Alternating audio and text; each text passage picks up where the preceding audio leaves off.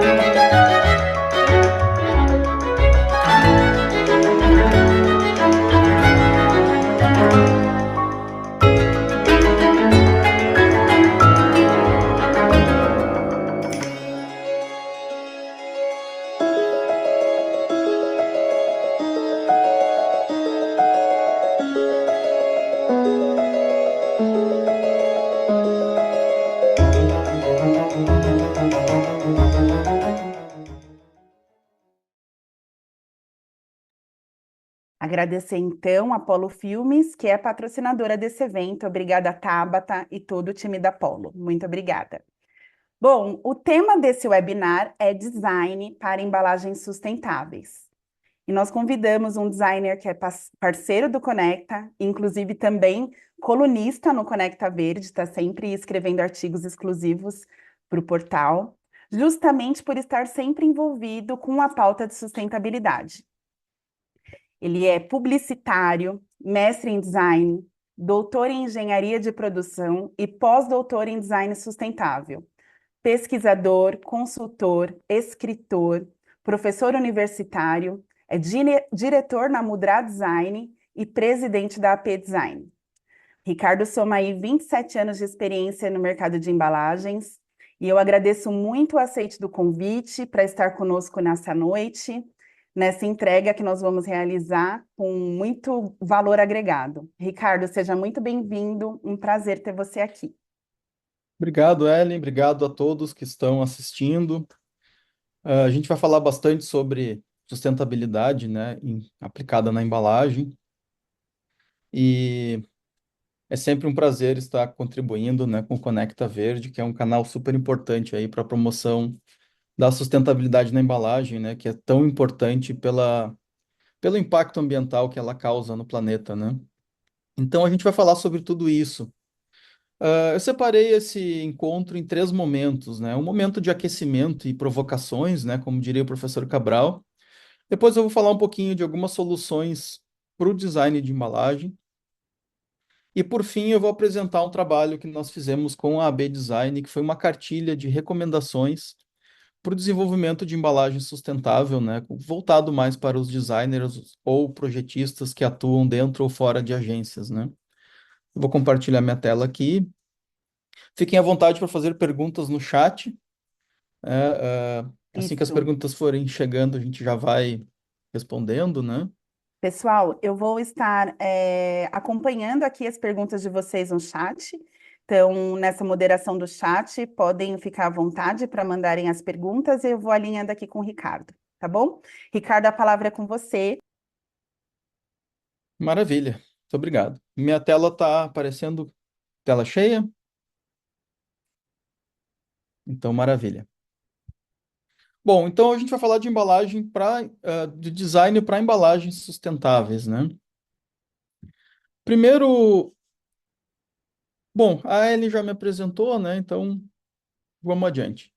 Primeiro ponto aqui é uma provocação. Eu vou passar um videozinho do Chaves de 1 minuto, que esse vídeo ele é bastante emblemático, né? Para que a gente já comece a falar sobre o tema. Então, vamos lá.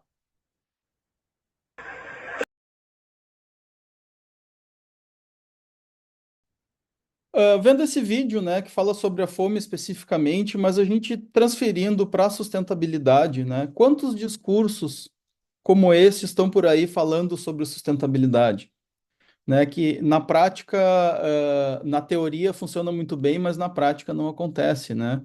Então tava ali os três falando sobre a fome, mas não davam comida para o Chaves ali que estava morrendo de fome, né? E a sustentabilidade é muito parecido, assim, do que a gente escuta por aí e do que a gente está percebendo no mercado em muitos casos, né? Um exemplo, assim, já sobre isso. Essa foto foi veiculada alguns dias atrás, né? Com essa notícia. Triste cena. Urso polar comendo plástico ganha prêmio de fotografia do ano em 2024. Então, essa foto foi premiada, né? Mais uma coincidência como o canudo na tartaruga, né? Porém, isso traz uma repercussão muito grande. A pergunta é, como é que o plástico foi parar lá? O urso foi buscar esse plástico, né? Alguém jogou esse plástico no oceano, jogou esse plástico em algum lugar e esse plástico foi parar lá. Então, esse é um primeiro ponto que a gente tem que refletir, né? Que talvez uma questão comportamental seja um ponto de partida, né?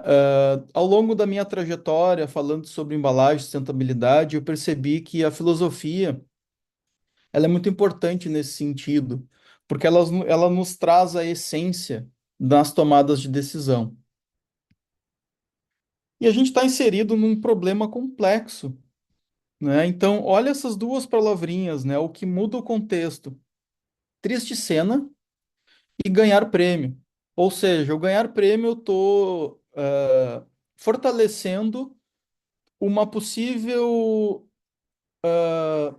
uma possível linha de raciocínio a respeito dessa foto, né, que tem o plástico na boca do urso. Então, essas notícias elas influenciam nas tomadas de decisão e nem sempre elas influenciam positivamente. Então, nós percebemos muita distorção no mercado em relação às notícias que são veiculadas, né? Tanto notícias verdadeiras como fake news. É muito da maneira que a gente aborda o tema. Esse é o sentido, né? E aí essas notícias influenciam. Por exemplo, no site da WWF, em abril de 2024, saiu uma pesquisa que 85% dos brasileiros entrevistados defendem que as regras globais exigem uma redução na produção mundial do plástico. Aí eu faço um outro questionamento. Será que a matéria-prima é realmente o problema? Será que não é simplista a gente achar que sempre vai ter um culpado e a partir dali a gente vai estar numa tomada de decisão mais objetiva, né? Será que o sistema embalagem não é muito mais complexo do que isso, né? Será que eu não estou ofuscando as questões positivas e negativas de todas as matérias-primas? Será que eu não estou me favorecendo de algumas tendências para conseguir ter vantagens competitivas no mercado, né? Então são questões que a gente tem que refletir, a gente tem que pensar a respeito antes de uma tomada de decisão. Então isso é muito perigoso, porque a partir dessas influências a gente acaba tendo a, a, a sociedade acaba desenvolvendo leis, desenvolvendo regras que nem sempre estão adequadas com a realidade. Agora, atuando num sistema complexo, a gente percebe que essa tomada de decisão ela não é fácil, né? Então, recentemente eu escrevi um artigo que dizia o seguinte, que o problema não são as matérias-primas, e sim a maneira que elas estão sendo utilizadas. Com certeza, muitas matérias-primas estão fora de lugar. Agora, como que a gente vai agir para que essas matérias-primas estejam nos lugares certos, né? Então, esse é que é o grande desafio, e é isso que eu vou trazer, né? É isso que eu vou falar um pouco com vocês em relação a projetos de embalagens sustentáveis. Se eu mudar o contexto, então, desse anúncio, ó, aí eu coloco um título: Feliz Natal, Urso Polar ajuda o Papai Noel a empacotar os presentes. Aí eu coloco um gorrinho na cabeça do urso e eu mudo o contexto dessa imagem. E eu mudo completamente a forma com que eu estou me comunicando com o consumidor, com o leitor, enfim, né? Mas aí eu posso também fazer um contraponto e dizer o seguinte, que 30% dos microplásticos no oceano, eles são oriundos de resíduos têxteis. E pouca gente sabe disso, que a maioria dos microplásticos que estão no oceano, eles são oriundos dos resíduos têxteis a partir da máquina de lavar roupa, que tem tecido sintético. Essa água da máquina vai para nosso sistema de tratamento de esgoto e aí acaba no oceano de alguma forma. Outro ponto importante é que 28% são dos pneus. A gente dirige numa estrada, há um desgaste no pneu, chove e acaba parando nos rios e nos oceanos. Aí tem muitas soluções que dizem que, vamos fazer o seguinte, vamos pegar o plástico reciclado e colocar no asfalto. Mas será que eu não vou aumentar esse percentual de microplástico no oceano se eu fizer isso? Porque o asfalto também tem desgaste, né? Por que que eu estou falando tudo isso? Porque o pensamento sistêmico, eu vejo que é um ponto de partida para a gente começar a discutir todas essas questões. Aí, nesse sentido, eu falo um pouco de semiótica, que tem três níveis de interpretação das mensagens. Eu tenho a mensagem em si, que naquele caso é o urso pelo urso, ele é um urso, né? Eu tenho a relação com o meio. Esse urso ele está possivelmente no seu habitat natural, pela foto que a gente observa, né? E eu tenho a interpretação do observador, que seria o meu repertório, o que que eu trago de repertório diante da situação da foto que está o urso com o plástico na boca. Então, eu vou ter uma percepção a respeito dessa foto e outras pessoas e vocês vão ter percepções completamente diferentes porque o repertório de vocês é diferente, né? Então, quando a gente trabalha a interpretação de imagens, a gente sempre tem que entender que existem níveis de interpretação e que as imagens elas podem falar por si só, que esse é um dos repertórios do designer, do projetista, né? Quem trabalha com design gráfico utiliza muito bem esses recursos, as fontes, as cores, os tipos, as formas, né? Enfim, a hierarquia de informações, o que que eu quero que apareça primeiro, o que que eu quero que se destaque, né? Então, esse é um primeiro aquecimento, né? E aí nós estamos vivendo num mundo que a gente não tem mais tempo para refletir. A gente acumula resíduo tanto nos nossos pensamentos como no meio ambiente. Porque a gente recebe tanta informação e tanto estímulo que a gente já não tem, às vezes, ah, aquele tempo para nós, ou o tempo para refletir, né? A gente aprende, a gente contempla o que aprendeu, né? E esse contemplar o que aprendeu e refletir sobre, ele é super importante em todos os sentidos da nossa vida. Então, muitas vezes a gente acaba recebendo as informações prontas e a gente não para ter essa reflexão mais apurada sobre isso. E esse não ter a reflexão mais apurada sobre isso, talvez faça com que as tomadas de decisão não sejam as mais assertivas possíveis. E aí eu digo que questões ambientais devem ser tratadas com rigor científico. A gente não tem mais tempo para tentativa e erro. Nós estamos numa situação que os números eles precisam mudar. As metas de redução de impacto ambiental proposta pela ONU, elas não estão sendo cumpridas. E como é que a gente muda esse cenário, né? Então, acho que o primeiro ponto, que foi um artigo que eu escrevi também, que é o conhecimento, a bala de prata para resolver as questões de sustentabilidade. Então, a área acadêmica ela tem uma contribuição muito importante para o desenvolvimento de soluções baseada em ciência, baseada em método, que torna a nossa tomada de decisão um pouco mais assertiva. Então, quanto mais dados e ferramentas que auxiliem nessa visualização sistêmica, maior a chance de redução de impacto ambiental. Então, nós estamos num sistema complexo, a embalagem, principalmente, ela atua dentro de um sistema, e esse sistema ele precisa ser visualizado para que a gente possa entender o que que faz sentido e o que que causa impacto, e o que que a gente pode reduzir, o que que a gente pode mudar. Aqui mais um dado, né, provocativo. A ONU publicou que a população mundial vai atingir 10,3 bilhões em 2080, ou seja, daqui a 56 anos. Bom, se a gente vai atingir essa população mundial e os países que mais vão crescer são países em desenvolvimento, incluindo a Índia, como que a gente vai abastecer, como que a gente vai alimentar essa população toda, né? Aí vem o milagre do molho de tomate a 99 centavos. Qual é a matéria-prima que vai conseguir fazer esse mesmo efeito em relação a custo? Porque esse molho de tomate, ele precisa chegar, né? Independente da marca do molho, eu peguei esse molho porque eu recebi essa promoção, né, por e-mail, e aí eu fiz essa print. A gente precisa entender que não é só o problema da embalagem, não é só o problema do fim de vida. A gente precisa entender que existe um problema sistêmico que envolve questões sociais, econômicas e ambientais.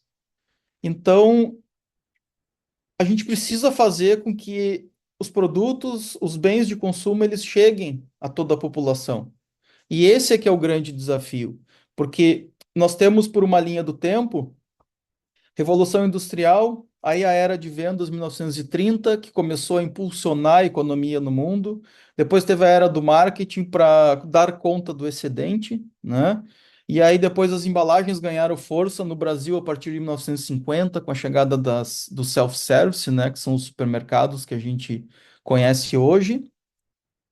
E tudo isso fez com que o consumo aumentasse, muitas vezes desenfreadamente, né? E agora nós estamos numa fase de que o mundo precisa que a gente dê conta disso. O mundo precisa que a gente reduza o impacto de todos em todos os sentidos. Agora, o mundo também precisa alimentar toda essa população que vai crescer. Então aí que estão os desafios. Outro dado da ONU. Em 2022 foram gerados 1,5 bilhão de toneladas de resíduos alimentares no planeta, né? Totalizando 8% da emissão de CO2. Como é que o design pode ajudar nisso? Como que a embalagem pode ajudar nisso? Como que a matéria-prima pode ajudar nisso? Né? Então, aqui nós já temos uma boa oportunidade de redução, né? Por que não pensar em reduzir em todos os sentidos? E para fazer uma redução, eu preciso entender que tanto a embalagem quanto o produto, ambas causam impacto ambiental. Ou seja, determinados produtos eu vou ter um impacto maior na embalagem, e determinados produtos eu vou ter impacto maior no produto. Bens duráveis, eletrônicos, o produto ele tem um impacto ambiental muito maior do que a embalagem. Agora, se eu falar de produtos de consumo imediato, como monodoses, a embalagem ela vai ter um impacto maior, né? Então, eu preciso entender a interação entre os dois para conseguir desenvolver projetos mais sob medida, porque a embalagem ideal é aquela que tem o mesmo tempo de duração do produto. Então, eu não posso ter uma embalagem que não proteja o produto, que não cumpra suas funções primárias, mas eu também não posso ter uma embalagem excessiva que eu vou botar material fora, ou vou ter um espaço muito grande sobrando entre a embalagem e o produto. Aí que o design entra nesse sentido, né? A própria Ellen MacArthur fala que 80% da redução de impacto ambiental pode ser evitada a partir do projeto. Então, se o projeto ele tem tanta importância assim na redução de impacto ambiental, por que que eu não vou cuidar dele de maneira sistêmica? Não é só o projeto gráfico, né? A embalagem envolve em outras ferramentas que eu vou falar um pouquinho a seguir. Outro ponto também de reflexão e de provocação, que a gente tem que buscar soluções efetivas, né? A gente tem que deixar um pouco de lado os créditos e as siglas. A gente tem que parar de se preocupar tanto com ah, conceitos e tem que se preocupar mais de como realmente, efetivamente ser mais sustentável. Isso é outra questão assim que permeia muito no nosso mercado atualmente. Aí uma outra provocação, né? A gente sempre, quem trabalha com embalagem ou quem está na indústria de envase, ou em empresas de design, sempre vem essa pergunta: qual é a melhor solução para conter água mineral, por exemplo? É vidro? É plástico? É metal? É papel? Né? E aí, todo mundo tem a sua opinião a respeito disso, mas ninguém faz uma reflexão sobre o ciclo de vida de cada uma, sobre o contexto em que essas embalagens estão inseridas, né? Aonde existem países com escassez hídrica, talvez uma embalagem retornável não seja a melhor solução. E como é que eu vou conseguir perceber isso? Fazendo uma análise de ciclo de vida, tendo um pensamento sistêmico, entendendo, o problema na sua totalidade, né? Na minha opinião, a melhor solução é não ter a embalagem, né? É não ter a embalagem, porque talvez, né? Nem sempre a solução está na embalagem. Talvez o não ter a embalagem seja uma solução interessante. E aí eu faço outra pergunta: quem bebe água da torneira? Né? A água da torneira nas cidades elas são potáveis, elas existem garantias de que não vai ter problema com a saúde do ser humano, mas eu conheço muitas pessoas que não tomam a água por precaução, né? Então, se eu conseguir ter um sistema de tratamento de água ou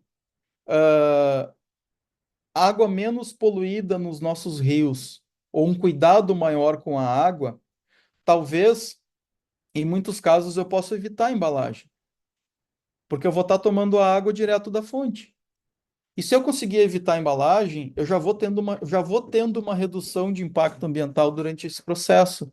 E, de novo, eu estou falando de redução.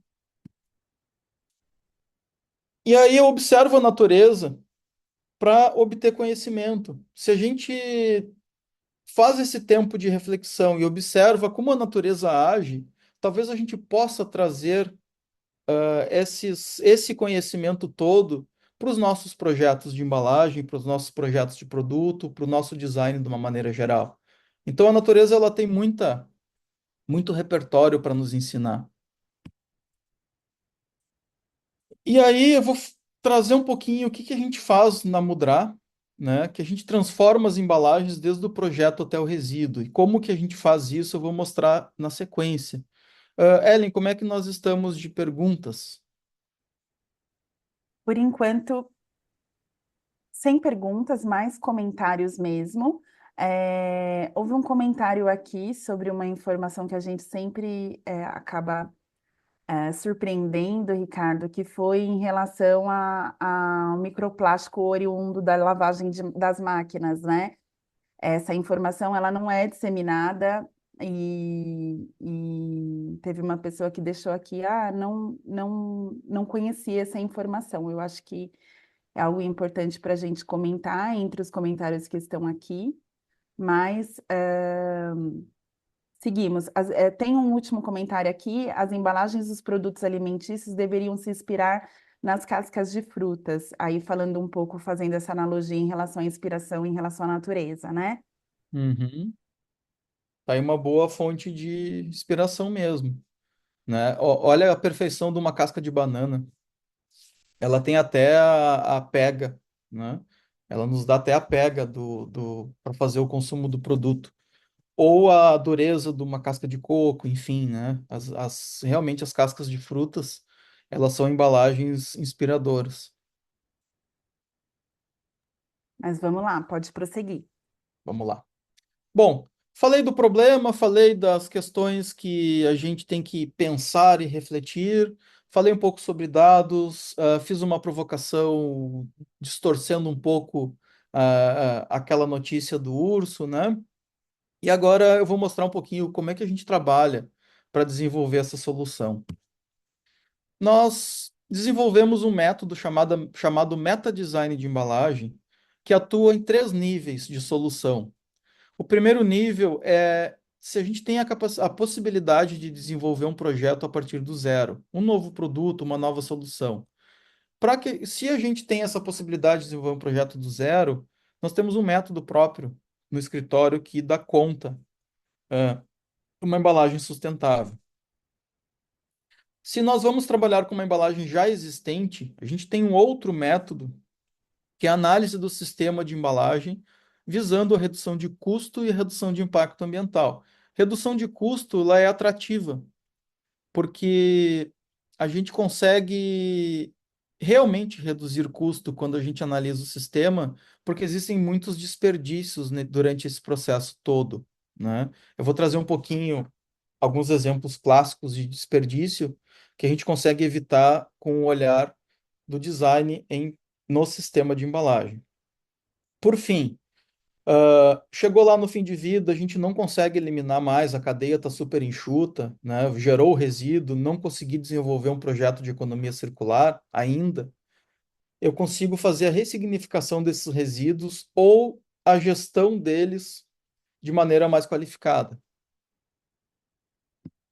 Isso que a gente chama de projeto ao resíduo, né?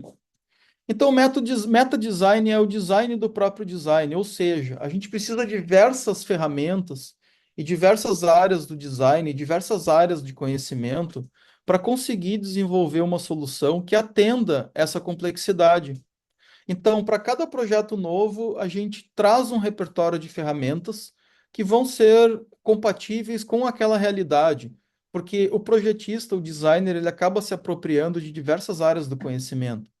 Se a gente vai desenhar uma embalagem, por exemplo, para laticínios, a gente vai ter que entender quais são os regulatórios, quais são os problemas de migração da embalagem com o produto, que tipo de barreira que ele vai ter que ter, que tipo de temperatura, que tipo de transporte, né?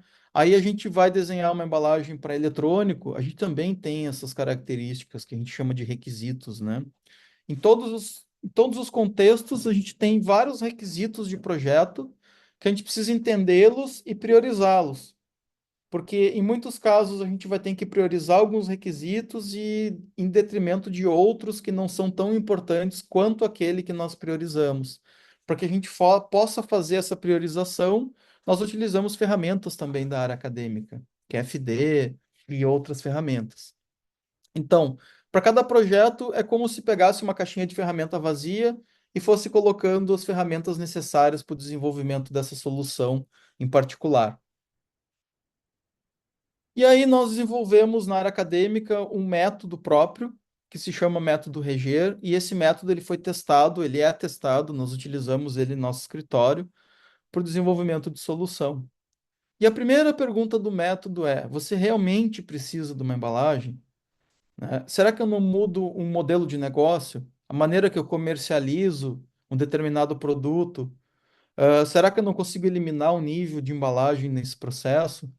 Então, fazendo essa pergunta, eu já começo a exercitar a minha criatividade em talvez mudar uma solução que já exista. A partir do momento que eu faço essa reflexão e não mais replico os projetos que existem no mercado, eu começo a mudar um pouco a maneira de como que a embalagem é vista ou é projetada, né? Então, esse método ele contempla uma interação entre as fases de ciclo de vida e as fases de projeto, porque nós entendemos que o olhar do ciclo de vida ele é muito importante, por isso ele está no centro, e uma avaliação ao longo de todo esse processo para poder aferir se realmente as questões envolvendo o impacto ambiental estão sendo atendidas. Aí nós desenvolvemos também um ACV simplificado, né, 18 pontos que a gente observa quando vai desenvolver um projeto, que estão divididos entre consumo de recursos naturais, geração de resíduos, práticas sustentáveis e ecodesign. Muitas vezes essa análise de ciclo de vida ela pode assustar ou pode dificultar um pouco o processo por serem ferramentas complexas ou demoradas de implantação ou muito dispendiosas, né? Ferramentas caras de contratar, e aí acaba não sendo feito nada. O que que nós recomendamos? Que pelo menos alguns, ou nem que seja um, né? Ou se for todos, maravilha. Mas pelo menos alguns desses requisitos dos 18 a gente possa aplicar. Por exemplo, quando a gente fala em ecodesign é mais simples, né? A manutenção da integridade física do produto eu resolvo com material, eu resolvo com projeto estrutural. Proporção de embalagem versus produtos eu resolvo com projeto estrutural. Comunicação para descarte eu resolvo com projeto gráfico e por aí vai, né? Separação de compatibilidade de componente, existe uma área do design, que é o design para desmontagem, né? O design for disassembly, que trabalha especificamente com isso, não só com embalagem, mas como produto, né? E aí a gente vai tendo essa reflexão de quais caminhos a gente pode tomar para a redução de impacto ambiental.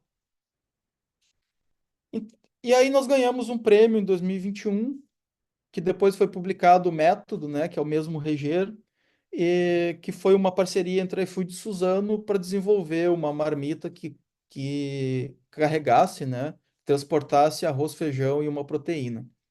E aí nós utilizamos esse método, nós utilizamos esse olhar de ciclo de vida, nós justificamos e analisamos todas essas etapas para poder desenvolver uma solução, né? Então, muito do nosso modelo de trabalho, né, ele foi contemplado para que a gente tivesse ganho esse prêmio. Aí nós temos um mito. Ser sustentável custa caro. Eu já ouvi muito isso no mercado. Não, não vou investir em sustentabilidade, isso vai inviabilizar o meu modelo de negócio, imagina. Vai gerar custo, vai gerar despesa, né? Nem sempre. A gente consegue reduzir custo sendo sustentável. Aqui está um exemplo que aconteceu recentemente no Rio Grande do Sul, né? O governo calcula que para recuperar o estado vai ser necessário 19 bilhões de reais. Talvez um trabalho preventivo pudesse diminuir um pouco o impacto da enchente, né? A gente não tem uma clareza por ser um fenômeno da natureza, mas a gente consegue, né? E a nossa enchente mostrou que a gente tem muitas ações de prevenção, né? A partir do custo sistêmico das coisas, é que a gente consegue melhorar a nossa tomada de decisão, porque o mercado, ele, vindo de um pensamento linear tradicional, geralmente as empresas elas consideram o custo unitário da embalagem do material A versus o custo unitário da embalagem do material B. Talvez o custo unitário da embalagem do material A, que seja mais econômico, pode ser que ele pode ser problemático no fim de vida e pode gerar uma despesa lá na logística reversa ou na destinação correta do resíduo, ou até mesmo na geração de impacto ambiental no planeta. Porque esses preços, quando acontecem, esses custos, né, quando acontecem essas catástrofes, eles são incalculáveis. Talvez a gente pudesse evitar sendo mais sustentável. Agora a gente está sofrendo muito com as queimadas no Brasil todo, né? Enfim, né? Ah, no mundo inteiro, esses eventos climáticos, eles só aumentam, né? E ainda existem pessoas que não acreditam que o ser humano interfere, né, no ecossistema. Bom, mostrei mais ou menos como é que a gente desenvolve o projeto a partir do zero. Agora, essa é a nossa ferramenta para analisar o sistema de embalagem das empresas. A gente analisa tanto as embalagens quanto as subembalagens desse processo, porque a tampinha que vai no frasco, ela vem dentro de uma embalagem. O frasco, ele vem dentro de uma embalagem também. O rótulo também é acondicionado numa embalagem vindo das indústrias de embalagem. Só que essas embalagens das embalagens, elas acabam sendo resíduos e acabam gerando impacto ambiental. E quando a gente faz essa análise de sistema, a gente mapeia essas subembalagens e conversa com a cadeia para ver se pode ter ações para eliminação dessas subembalagens no processo, utilizando embalagens retornáveis ou melhorando o acondicionamento dessas embalagens que vão ser utilizadas na linha de invase, né, dentre outras soluções. Os nossos mapas são sempre visuais para que o maior número de pessoas entenda e esteja ciente do seu sistema embalagem, né? Então aqui é um modelo, né, de um sistema desenhado com todos os seus tipos de embalagens, componentes e acessórios, e os resíduos em cada uma dessas etapas. Quando a gente olha na última linha, a quantidade de resíduos que tem em cada uma das etapas, a gente já percebe que tem muita oportunidade de redução. Algumas oportunidades que a gente já identificou, né? Alteração de projeto estrutural para redimensionar as embalagens, muito headspace, né, ou espaço vazio entre a embalagem e o produto. Melhoria em empilhamento, redução de uso de filme stretch. O filme stretch ele acaba sempre sendo utilizado em excesso para proteger melhor o produto ou para suprir a deficiência de um equipamento que não esteja funcionando, né? Redução de perda de embalagem em acertos de máquina, esse é outro ponto comum de redução de desperdício de embalagem, desperdício de dinheiro e aumento de impacto ambiental. Evitar intervenções humanas desnecessárias, né, quando possível, que também é uma redução de custo, né? Redução de desperdício de materiais, as subembalagens, né, os retrabalhos, melhoria de exposição da embalagem no ponto de venda, né? Analisando o sistema, a gente consegue perceber tudo isso. O que que a gente já entregou de resultado? Nós tivemos um caso com 86% de redução de custo, eliminando uma embalagem secundária, utilizando a embalagem terciária como secundária, eliminando um nível de embalagem.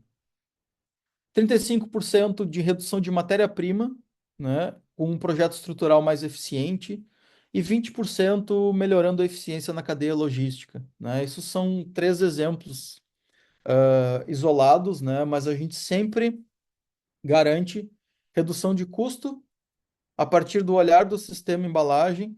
O que a gente não pode garantir é o quanto, qual o percentual, porque cada modelo de negócio vai ter o seu nível de maturidade em relação a isso.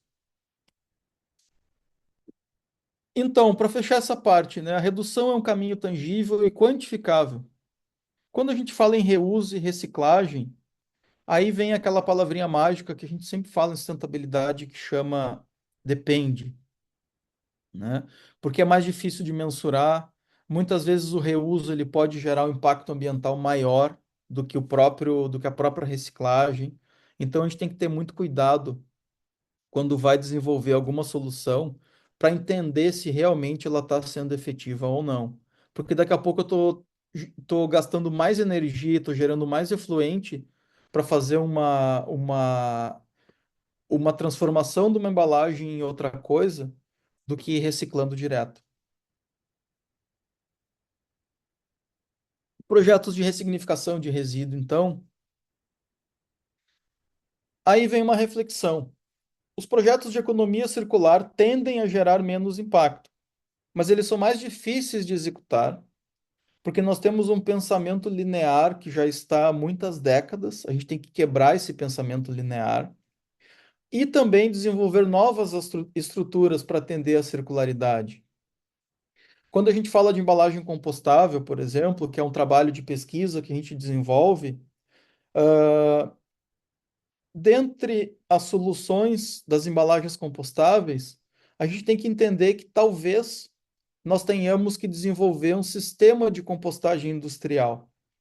E também nós temos que medir o quanto de CO2 essas embalagens vão emitir na sua compostagem, né? Então, são trade-offs ou são reflexões que a gente tem que fazer sempre quando vai fazer um ajuste, uma troca de matéria-prima, né? Mistura de matéria-prima geralmente não são as melhores soluções, né? Mas a gente sempre tem que ter essa reflexão mais aprofundada, né? Aí que vem o olhar sistêmico como protagonista disso tudo. E, por fim, eu vou falar um pouquinho sobre o projeto que nós fizemos em parceria com a B-Design, que é essa cartilha de recomendações para projetos criativos, né, de embalagens sustentáveis. Ellen, como temos perguntas? Temos algumas perguntas aqui, Ricardo. Vamos lá. Como elas são longas, vamos tentar reduzir, resumir, né? Então, se você puder rapidamente falar sobre como surgiu esse sistema Reger, Uhum, tá. pode. O Reger é um método que foi desenvolvido durante 5 anos de doutorado, que a gente iniciou o processo fazendo uma revisão sistemática de literatura com 3.000 artigos. Nós analisamos em profundidade 472 artigos para entender o estado da arte do que está falando em termos de pesquisa, em embalagem no contexto da sustentabilidade. Partindo desse pressuposto, nós desenvolvemos uma ferramenta que é uma ferramenta visual que eu vou mostrar em seguida, que foi a base dessa cartilha, que é o radar da embalagem, que é um compilado de conhecimentos básicos que um projetista deve ter para o desenvolvimento de uma embalagem. E por fim, a partir do cruzamento de 14 métodos de projetação de embalagem, a gente trouxe esse modelo comum das etapas de projeto, né? E os estudos acadêmicos nos levaram para o cruzamento de dados, né, entre o ciclo de vida da embalagem e os métodos de projeto, né? E aí um estudo sobre análise de ciclo de vida também trouxe essa visão de analisar o impacto ambiental em cada uma dessas etapas. Então foi uma construção teórica que depois foi validada no mercado muitas e muitas vezes, né, até a gente chegar nessa solução que a gente utiliza atualmente, que está sempre em transformação. É, o Bruno Mortara está afirmando que Fiesp, Senai e Sebrae lançaram a jornada de descarbonização esperando atingir 30 mil empresas no estado de São Paulo. Como você vê a implantação de inventário de carbono por parte das gráficas, convertedores, sob o ponto de vista de atendimento de requisitos da cadeia de fornecimento e legislações futuras? Olha, Bruno, o que que eu vou te dizer? Quando, quando a empresa trabalha para o cumprimento de legislação ou para homologação de fornecedores, as soluções elas tendem a não ser genuínas. Quando a empresa trabalha por propósito, os créditos eles são ferramentas, né? Mas talvez a gente precisa ter um certo cuidado para ver se realmente as empresas que trabalham com crédito estejam fazendo um trabalho legal, um trabalho sério, né? Mas toda a ação que vem à redução de impacto ambiental, ela é bem-vinda, desde que seja bem executada. Mas se a gente puder reduzir durante o processo, a gente já vai ter uma emissão menor na ponta, né? Certo. Tiago diz: como podemos aplicar essas ferramentas em embalagens de papel cartão? Ele disse ali dos três sistemas que você citou, sabe? Em relação Hum. àqueles três sistemas. É que os métodos que a gente utiliza, eles são para qualquer tipo de embalagem, né? Então, dependendo muito do contexto. O papel cartão, ele é mais flexível em termos de projeto porque não tem uma matriz tão cara. Eu posso desenvolver uma solução com um custo de faca menor, né? Uma flexibilidade melhor e tal. Então ele acaba sendo um projeto mais rápido de fazer essa conversão. Quando eu trabalho com matrizes plásticas, por exemplo, que tem um custo muito alto, ou uma matriz de impressão de rotogravura também, talvez eu não consiga ter essa mudança tão de uma hora para outra, né?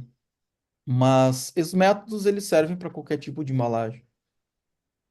Luciano está perguntando, considerando as embalagens compostáveis, quando você acha que o PLA pode tomar o mercado de embalagens flexíveis nos próximos anos, visando esse tipo de embalagem compostável?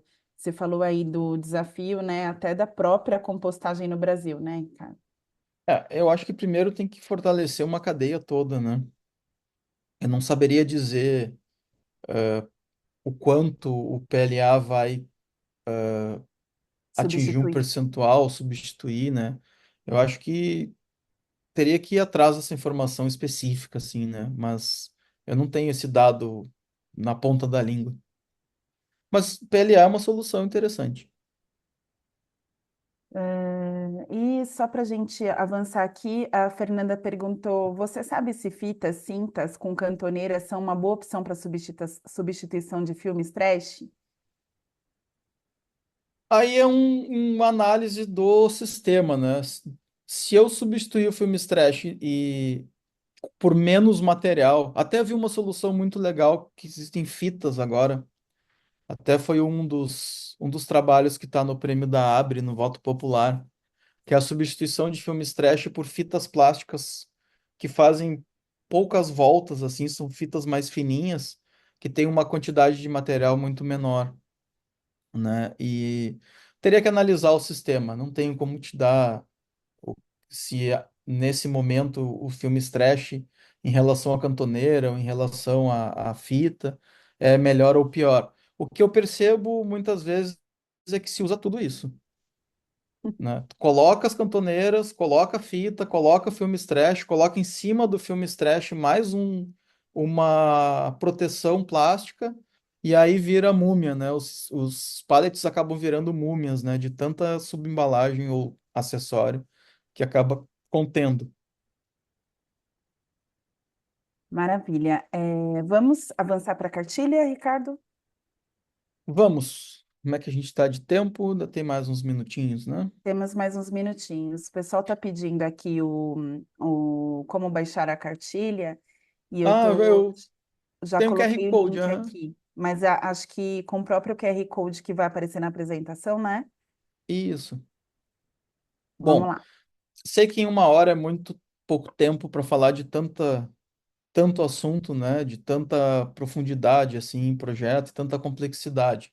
Mas a ideia era trazer um apanhado mesmo, né? Muito mais uma linha de raciocínio de como que a gente atua em projetos de embalagens sustentáveis, né?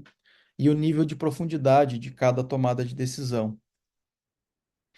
Partindo de um trabalho que nós fizemos com designers, a ideia da cartilha que foi desenvolvida por um grupo de designers brasileiros associados à B Design, por iniciativa da Karen César, da Red Bandana, e aí ela me convidou para fazer parte desse projeto, para integrar um pouco o que eu tinha já gerado de conhecimento acadêmico, né? E aí nós desenvolvemos durante o ano passado uma pesquisa com os designers e com a literatura para o desenvolvimento dessas recomendações, né? Porque muitas vezes o próprio projetista ele não tem acesso ou não tem o conhecimento sobre como e por onde começar a desenvolver uma embalagem sustentável, né? Então a cartilha é uma iniciativa de difundir esse conhecimento, não esgotá-lo, né? É um ponto de partida e para dicas de como desenvolver, né? Dicas e recomendações, enfim. Aí. Então, ela oferece aos designers, né, recomendações sobre o projeto de embalagem sustentável, sempre olhando sistemicamente, né? E aí nós nos baseamos na literatura. Esse é o radar, vocês podem utilizar o QR Code para ter acesso às informações. Essa é a ferramenta visual, né, que integra os principais conceitos sobre embalagem a partir do ciclo de vida. Então, em cada etapa do ciclo de vida, eu tenho as funções específicas, as classificações da embalagem, os materiais e processos produtivos, os envolvidos, né, os stakeholders e as diretrizes ambientais em cada uma dessas etapas.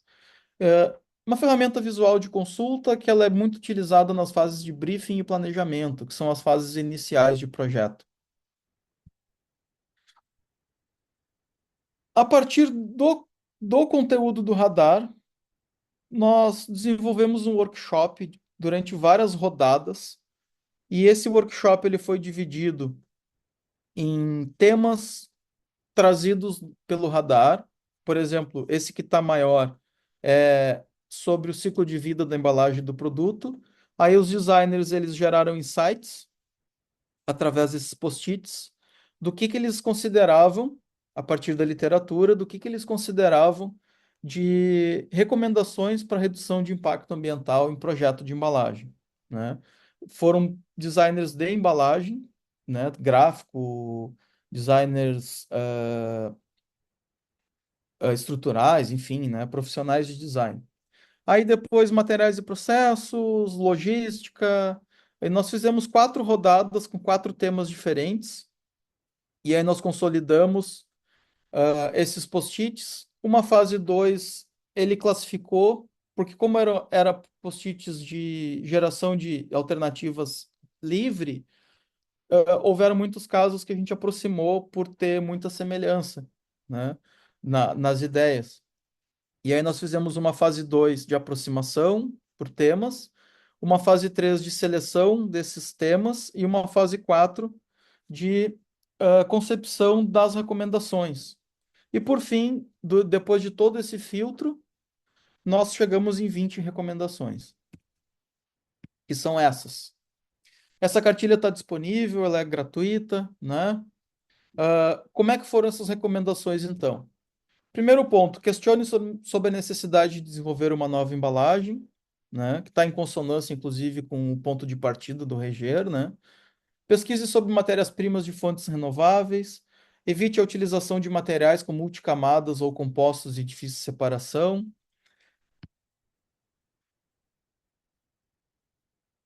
Opte por fornecedores locais comprometidos com a redução de impacto ambiental. As soluções locais tendem a gerar menos CO2, né? Então, é um ponto de partida. Avaliar a redução de níveis de embalagens e acessórios, que eu comentei sobre a ferramenta ali da análise do sistema, né? Pondere a otimização de projetos estruturais, também é um ponto interessante para redução de custo, redução de impacto. Otimização de portfólio de produtos. A gente percebe que existem muitos produtos que ficam encalhados na prateleira e poderiam ser evitados porque não vendem, ou até mesmo produtos que poderiam utilizar uma mesma embalagem, mudando talvez a parte gráfica, mas utilizando o mesmo projeto estrutural e otimizando a produção, reduzindo o custo e reduzindo o impacto durante a cadeia também. Ações sociais de geração de valor para a marca e para a sociedade. Por que não fazer isso utilizando a embalagem como plataforma, né? Porque a embalagem ela é uma plataforma de comunicação, ela é um veículo de comunicação, né? Valorize a transparência e a veracidade das informações. Cada vez mais a gente tem que buscar a transparência com o nosso consumidor, porque a gente sofre muito com as informações, conforme eu iniciei esse bate-papo, né? A informação por meio de fontes confiáveis, a área acadêmica ela é importante nesse sentido, não só a área acadêmica, mas existem fontes confiáveis que a gente pode buscar informações, a própria ONU, que eu trouxe algumas delas, né? Redução de custo em projetos sustentáveis. A redução de custo ela é muito atrativa, né, para buscar uma efetividade na mudança de algum projeto, porque a gente sabe o quanto existe uma resistência à mudança, né? O item 12, revisar a legislação e seus impactos no projeto de embalagem e produto, isso é bem importante, a gente entender o que que a legislação está demandando, de que maneira que a gente pode se adequar, como que a gente pode mudar um projeto sem interferir nesse ponto que é obrigatório, que muitas vezes pode ser uma barreira, né? Porque muitas empresas acabam implantando, multinacionais implantam soluções fora do Brasil e esperam a nossa legislação mudar, que às vezes pode demorar um pouco. Considera a redução de áreas impressas, né, e a quantidade de acabamentos gráficos. A impressão ela pode sim interferir, principalmente, por exemplo, latas. Existe um impacto em tirar a tinta das latas para fazer a reciclagem do alumínio. Se eu colocar uma quantidade menor de tinta, eu vou estar reduzindo, timidamente, mas eu reduzo o impacto sim, né? A quantidade de acabamentos também, utilização de revestimentos plásticos, toda a mistura de material precisa fazer uma separação no fim de vida, e toda essa separação ela gera uma energia maior, ela gera um custo maior, gera um impacto maior. Então, menos é mais, né? Entender a cadeia logística, quanto menos eu rodar com o meu produto, menor o custo, menor a pegada de carbono. Quanto mais produtos eu colocar num mesmo metro cúbico, menor o meu custo de frete também, né? Consequentemente, eu consigo reduzir impacto ambiental. Quando a gente trabalha com embalagens para exportação, esse item ele é quase que mandatório, porque quanto mais produtos eu coloco para mandar para outro país, menor vai ser o meu custo de frete, né? Então ele acaba sendo, inclusive, um decisor, né? Ou até mesmo uma barreira para a exportação de produtos. Comunicação dos materiais e correto descarte, isso evoluiu bastante nos últimos anos, principalmente impulsionado pela padronização que a Associação Brasileira de Embalagem propôs, né? A educação do consumidor é muito importante, né? Eu posso utilizar a embalagem como uma plataforma de comunicação, eu posso utilizar tecnologias como QR Code e outros para aumentar esse espaço para comunicação, né? Prolongamento da vida útil da embalagem por meio de reuso, eu tenho que entender se essa cadeia faz sentido ou não. Às vezes o reuso pode ter um impacto maior do que a reciclagem, né? Então a gente tem que ponderar o olhar sistêmico novamente. O rastreio das informações, elas são bem importantes. Hoje nós temos muitos recursos para rastreabilidade de dados, né? E estar na cooperativa, eu tive essa experiência novamente com a própria Conecta Verde. A Ellen nos levou numa cooperativa e aí nós trabalhamos numa esteira de reciclagem e ali eu tive alguns insights a mais do que não fazer, né? Inclusive, o tema da coluna do Conecta desse mês é sobre isso, né? Falando um pouco o que que a esteira de reciclagem nos ensina sobre design de embalagem. E por fim, observar as fases do ciclo de vida da embalagem e do produto, né? Eu comentei antes que ambos causam impacto. Esse é o QR Code da cartilha, a Ellen já colocou no chat também. Ela, fiquem à vontade, ela foi concebida com ISBN, ficha catalográfica, passou por um conselho editorial, ela pode ser usada para a área acadêmica, ela pode ser citada, ela pode ser referenciada a qualquer momento, enfim, né? É um trabalho mesmo de disseminação de práticas sustentáveis em relação ao design de embalagem. Para finalizar, então, um pouco de filosofia, né? O Confúcio diz que para a gente mudar o nosso mundo, a gente primeiro precisa mudar o nosso país. Para que a gente mude o nosso país, a gente precisa mudar a nossa comunidade. Para mudar a nossa comunidade, a gente precisa mudar a nossa família. E para mudar a nossa família, a gente precisa de fazer a mudança como indivíduo. Então, resumindo, essa mudança começa de dentro para fora. E quando a gente fala de sustentabilidade, a gente não fala somente do comportamento do CPF, mas também do comportamento do CNPJ. Essa mudança ela está vindo de dentro para fora. Essa mudança ela é genuína, ela tem uma essência. As empresas realmente querem reduzir impacto ambiental, ou querem cumprir legislação, ou querem parecer estar ah, adequado a questões relacionadas à sustentabilidade. Então, são essas reflexões que a gente precisa fazer em cada tomada de decisão que a gente for em relação a projeto de embalagem sustentável. Aí o Kant diz o seguinte, que nós não somos ricos pelo que temos, e sim pelo que não precisamos ter. Outra reflexão, o quanto a gente está consumindo? Será que a gente precisa ter 30, 40 pares de sapato? Será que nós precisamos ter dois carros? Será que nós precisamos ter tantos eletrônicos dentro da nossa casa? Será que isso é necessário? Ou será que isso é um reflexo do modelo de consumo que veio lá da Revolução Industrial, quando começou a gerar um excedente, né? Então, menos é mais, né? Começando a redução pela nossa maneira de agir em relação aos artefatos. Por fim, né, essa é uma foto da Casa de Cultura Mário Quintana, quando houve a enchente aqui em Porto Alegre, né? Essa foto, ela foi tirada por mim, ela é perto da minha casa, aqui onde eu moro, e ela mostra exatamente o reflexo, né, dos impactos ambientais no planeta, né? Uma ilustração sobre isso. Essa é a nossa equipe de trabalho. Nós temos uma base com 3 pessoas e uma equipe itinerante conforme a demanda de trabalho. Nós temos vários pesquisadores, colegas, parceiros, que a gente configura conforme o tamanho do projeto. Acadêmicos, designers, enfim, né? E esses são os meus contatos. Fiquem à vontade, podem mandar mensagem, LinkedIn, WhatsApp, site, e-mail, fumaça, qualquer coisa. Muito bom, muito bom. Muitas referências, muitos caminhos aí, bastante coisa para pensar, principalmente o convite que você faz sobre a reflexão, né? Ao desenvolver, refletir, né?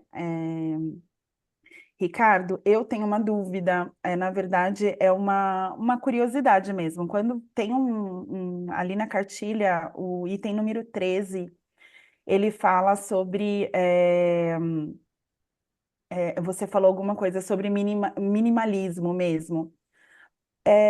Hoje, com a sua experiência e a relação que você tem com os brand owners, né? Considere a redução de áreas impressas e a quantidade de acabamentos gráficos que vai muito na contramão do que a gente vinha, né, produzindo nas últimas décadas e tudo mais. Então, a minha curiosidade é em relação a esse ponto, como que o mercado está vendo hoje essa redução, sabe? Se há essa preocupação de, não vai destacar o meu produto no ponto de venda, então como que eu vou reduzir aqui? Era uma curiosidade que, passando aí nos tópicos, eu lembrei. Uhum. Bom, eu vejo dois pontos importantes assim de da gente ponderar. O primeiro é que eu participei da Drupa, que é a feira gráfica que acontece a cada 4 anos na Alemanha, né? Eu vi muita solução de redução de quantidade de tinta no próprio processo de impressão. Mudança de escalas de cores, eliminação de pantones com seleção de cores mais efetivas. O próprio Bruno Mortara, que está nos assistindo, ele é especialista nessa área, né, de cores dentro do processo de impressão gráfica, né? Então, esse é um ponto que a gente pode reduzir já, no processo de fabricação da embalagem. E com relação aos brand owners, eu também percebo uma redução de número de cores especiais, uma preocupação também em não ter tantos acabamentos. Eu acho que essa Uhum, questão de atração do consumidor talvez esteja mudando um pouco, né? uhum, Talvez o próprio minimalismo dos designers, design gráfico, impulsionado pela maneira Apple de ser, né? Que foi uma das marcas influenciadoras do planeta que reduzem bastante a quantidade de impressão, né? Fazem coisas mais clean. Eu uhum. percebo que são mudanças significativas, né? Claro que na Drupa eu vi tanto soluções para reduzir quantidade de cores, como empresas, principalmente asiáticas, trazendo uma quantidade enorme de vernizes, de hot stamping, de acabamento, de plastificação, né? Porque esse mercado ainda é muito forte, Uhum. né? Nós, como projetistas, a gente busca, nós Essa como era, proje... essa é, era a minha dúvida mesmo, sabe? Desse movimento contrário que que pode ser percebido lá na gôndola mesmo, mas que talvez esse consumidor esteja mudando o olhar no sentido de, bom, quero. Bom, pesquisas indicam que o consumidor está cada vez mais interessado em impactar menos o meio ambiente, né? Então, se ele entender essa jornada de que muitos produtos vão mudar em função justamente de impactar menos, eu acho que os desenvolvedores de embalagens, esses criadores, vão ter que fazer esse exercício de conquistar o brand owner, né? Exatamente. E é muito legal, assim, eu estou tendo uma experiência maravilhosa de escrever a biografia do Lincoln Seragini, né? Ele está aqui, E viu?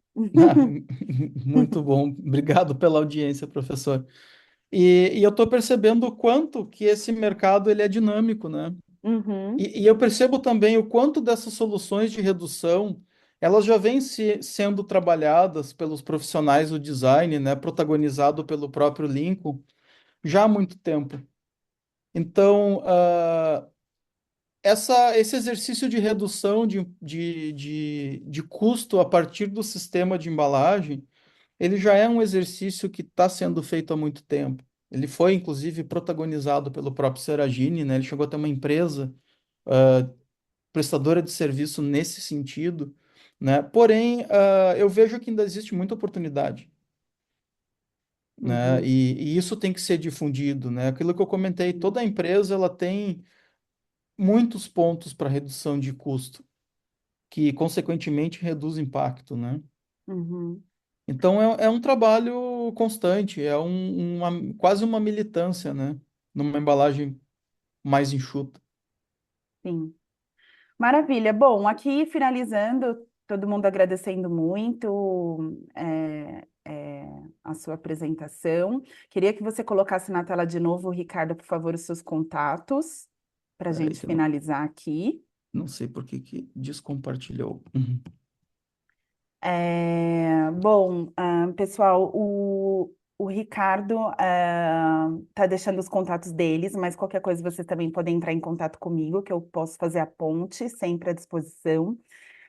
Queria agradecer mais uma vez a sua participação, sua contribuição. O Ricardo está com um artigo essa semana no Conecta Verde, então acessem lá. Já dei É, spoiler. que foi sobre essa nossa visita a uma cooperativa, o que também é muito significativo para quem desenvolve embalagem, né, Ricardo? Visitar uma cooperativa, ter ali o contato direto com aquilo que é realmente reciclado, né? É, então, fica aí o convite para vocês acessarem o artigo do Ricardo. Quero muito agradecer, muito obrigada por essa entrega mais uma vez. Agradecer mais uma vez os nossos apoiadores, a Beaço, a B Design, a ABF, a Abflexo, a Bigraf, a Abtec, a P Design, Em Papel, Movimento Circular e Two Sides, que foram as entidades que ajudaram a gente a divulgar. Agradecer a Polo Filmes, que viabilizou essa live, esse webinar. E agradecer vocês que ficaram com a gente ao longo dessa hora, aprendendo mais, que a gente possa cada vez mais produzir, desenvolver e trazer soluções mais sustentáveis e reduzir o nosso impacto no meio ambiente. Continuem com a gente no Conecta Verde, sempre acompanhando o www Conecta Verde, multipliquem esse conteúdo aprendido hoje e até a próxima. Muito obrigada, Ricardo. Eu que Obrigada a agradeço. todos. Eu que Tchau, agradeço tchau. a oportunidade. Tchau. Obrigado.